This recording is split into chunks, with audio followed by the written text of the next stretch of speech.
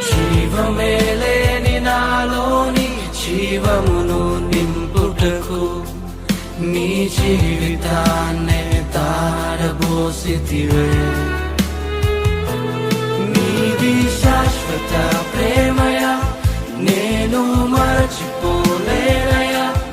ఎన్ని యుగాలైనా మారదు. ఎండిన ప్రతి మోడును మరలా చిగురించును. నా దేవునికి సమస్తము సాధ్యమే. నీది శాశ్వత